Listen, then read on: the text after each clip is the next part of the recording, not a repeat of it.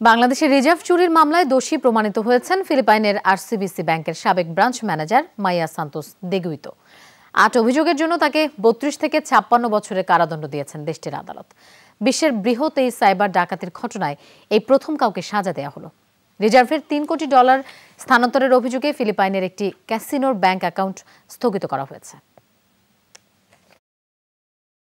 ২০১৬ সালে বাংলাদেশের রিজার্ভ চুরির ঘটনায় কেঁপে ওঠে বিশ্বের আর্থিক খাত। আন্তর্জাতিক লেনদেন মাধ্যম সুইফট পরিষেবা ব্যবহার করে নিউ ইয়র্কের ফেডারেল রিজার্ভে জমা বাংলাদেশ ব্যাংকের $10 কোটি 10 লাখ হাতিয়ে নেয় সাইবার ডাকাতরা। এর $8 কোটি 10 লাখ চলে যায় ফিলিপাইনে। দেশটির আরসিবিসি ব্যাংকের মাধ্যমে তা চলে যায় একাধিক ব্যক্তি ও ক্যাসিনোর হাতে। জড়িত থাকার অভিযোগ ওঠে আরসিবিসির মাকাতি শাখার ব্যবস্থাপক মায়া সান্তোস দেগুইতোর বিরুদ্ধে। বলা হয় তিনি যুক্তরাষ্ট্রের ব্যাংক থেকে অর্থ আনা এবং তার 4টি অজ্ঞাত ব্যক্তির অ্যাকাউন্টে জমা করার বিষয়টি নিজেই তদারকি করেছিলেন। এবার সেই দেগুইতোকে দোষী সাব্যস্ত করেছেন ফিলিপাইনের আদালত। আদেশ দেয়া হয় ৩২ থেকে ৫৬ বছরের কারাদণ্ডের। পাশাপাশি $10 কোটি ৯০ লাখ জরিমানাও গুনতে হবে তাকে, যদিও এসব অভিযোগ অস্বীকার করেছেন দেগুইতোর আইনজীবী। উচ্চ পর্যায়ে রায়ের বিরুদ্ধে চ্যালেঞ্জ জানাবো আমরা। দেগুইতোর বেকসুর খালাস নিশ্চিতে প্রয়োজনে সুপ্রিম কোর্ট পর্যন্ত যাব। বাংলাদেশ ব্যাংকের মোটা অঙ্কের অর্থ চুরি গেছে।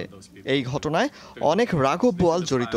তাদের সবাইকে বাদ দিয়ে সামান্য এক ব্যাংক কর্মকর্তার উপর দায় চাপানো হয়েছে, যার ব্যাংকের পরিচালনা পর্ষদের সাথে কোনো সম্পৃক্ততাই নেই।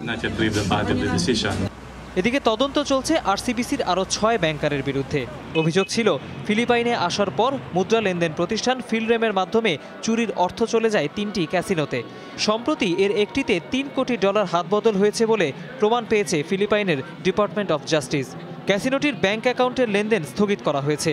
ফিলিপাইনে নিযুক্ত বাংলাদেশের রাষ্ট্রদূত জানিয়েছেন দ্রুতই মামলা নিষ্পত্তি হবে। আমরা মামলার কার্যক্রম পর্যবেক্ষণ করছি। নিউ ইয়র্কে মামলা হলে সে খবরও সবাই জানবে। আপাতত আরসিবিসির আরও 6 ব্যাংকারের বিরুদ্ধে তদন্ত চলছে। আশা করছি সবকিছু শেষে ভালো খবর পাওয়া যাবে। লোপাট হওয়া অর্থ উদ্ধারে চলতি মাসেই নিউ ইয়র্কে যাবার কথা রয়েছে বাংলাদেশের প্রতিনিধি দলের। তৌহিদ হোসেন, যমুনা নিউজ, ঢাকা।